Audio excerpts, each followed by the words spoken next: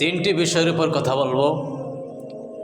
মহান রব্বুল আলামিন সমস্ত জান্নাতবাসীকে নিয়ে ময়দানে মসজিদের মধ্যে মাহফিল করবেন, 1 নম্বর। 2 নম্বর হলো ওই মাঠটা কত বড়।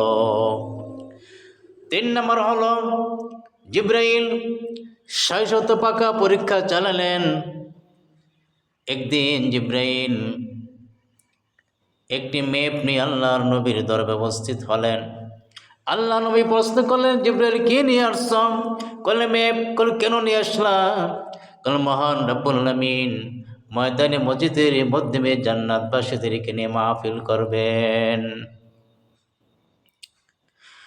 আর মহান রব্বুল আলামিন আমাকে 600 ডানা দিয়েছেন। এক একটি দানার এত পাওয়ার, সমস্ত পৃথিবীকে উঠায় নেমে আসার দিতে পারি। এই 600 ডানার পরীক্ষা চালাবো। জিবরাইল সেজদায় পড়ে মহান রবকে ডেকে বলবে, আল্লাহ আমাকে 600 পাকা পরীক্ষা করার মতো ক্ষমতা দেন। মহান রব্বুল আলামিন ডেকে বলে, জিবরাইল আর জান্নাত 7 জাহান্নাম তুমি করে চলে আসো। জিবরাইল সাইর করতে শুরু করলেন আর জান্নাত দেখলেন, 7 জাহান্নাম ভ্রমণ করলেন। জিবরাইল একটু ক্লান্ত হন নাই। এবার আল্লাহ বলে, হে জিবরাইল আমার ময়দানে মসজিদটা দেখে আসো, ভ্রমণ করে আসো। জিবরাইল ময়দানে মসজিদের মাধ্যমে চলে গেলেন। সেখানে 1টি ডানা, 2টি ডানা, 3টি ডানা, 4টি ডানা, 5টি ডানা, এভাবে 100 ডানা পরীক্ষা চালালেন। আর এমনিভাবে 600 ডানা পরীক্ষা শেষ হয়ে গেল। জিবরাইল ক্লান্ত হয়ে সিজদায় পড়ে গেলেন। আল্লাহকে ডেকে বললেন, আল্লাহ আখারতু সাজিদিন, আমি ক্লান্ত হয়ে গেছি। এবার জিবরাইল আল্লাহকে বলেন, আল্লাহ আমি ময়দানে মসজিদের কতটুকু জায়গা আমি সাইর করেছি, ভ্রমণ করেছি। মহান রব্বুল আলামিন ডেকে বলে, জিবরাইল একটি কোণাও তুমি করে শেষ করতে পারো না। এবার মহান রব্বুল আলামিন হুরুগুলমানকে বলবে, হে হুরুগুলমান ময়দানে মসজিদের মাধ্যমে রাজকীয় সিংহাসন বসাও, আমার মেহমানরা চলে আসবে। হুরুগুলমানরা সিংহাসন সাজাবে, সমস্ত আম্বিয়া কিরাম স্টেজে বসে থাকবে, আর সমস্ত জান্নাতবাসীরা বসা থাকবে।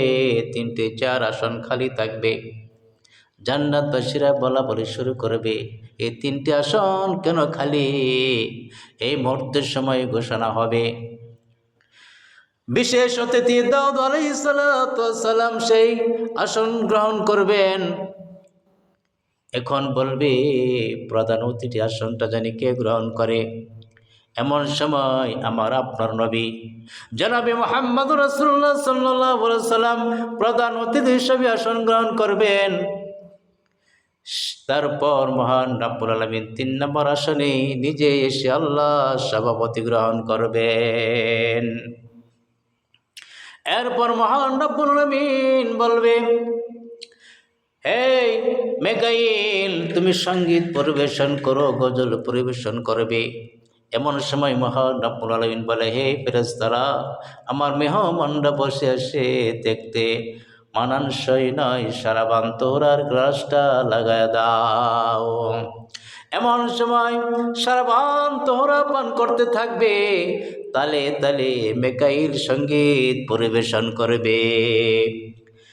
এমন সময় মহান রব্বুল আলামিন ডেকে বলবে, হে দাউদ তোমাকে এত সুর দিয়েছিলাম, তুমি যখন তাবুর কিতাব তেলাওয়াত করতে সমুদ্রের মাছগুলো চলে আসতো কিনারে, আকাশ অরন্ত পাখিগুলো চলে আসতো। এখন তুমি তেলাওয়াত করো সূরা মুলক, তাবারাকাল্লাযী বিয়াদিহিল মুলকু ওয়া হুয়া আলা কুল্লি শাইইন কাদির। দাউদ আলাইহিস সালাম সূরা মুলক তেলাওয়াত করবেন, এমন সময় মহান রব্বুল আলামিন ডেকে বলবে, হে আমার নবী, হে আমার হাবিব, তোমাকে তো সুন্দর কণ্ঠ দিয়েছিলাম, দুনিয়ার বুকে তোমার উপর কোরআন নাজিল করেছিলাম, এখন তুমি সূরা ইয়াসিন তেলাওয়াত করো। মুহাম্মদ রাসূলুল্লাহ সাল্লাল্লাহু আলাইহি ওয়াসাল্লাম সূরা ইয়াসিন তেলাওয়াত শুরু করবে, ইয়াসিন ওয়াল কুরআনিল হাকীম। মুহাম্মদুর রাসূলুল্লাহ ইয়াসিন তেলাওয়াত করবে, 50 বছর চলে যাবে। দাউদ তেলাওয়াত করেছে, 40 বছর ভোগ করবেন। যখন মহান রব্বুল আলামিন সূরা রহমান তেলাওয়াত শুরু করবে, সে স্টেজের অবস্থা কি হবে মহান রব্বুল আলামিনই ভালো জানেন। আর রহমান আল্লামাল কুরআন খালাকাল ইনসান। মহান রব্বুল আলামিন সূরা রহমান তেলাওয়াত শুরু করবে, সমস্ত স্টেজ রহমতের সাগরে ঢেউ খেলতে শুরু করবে, আর স্টেজ দুলতে থাকবে।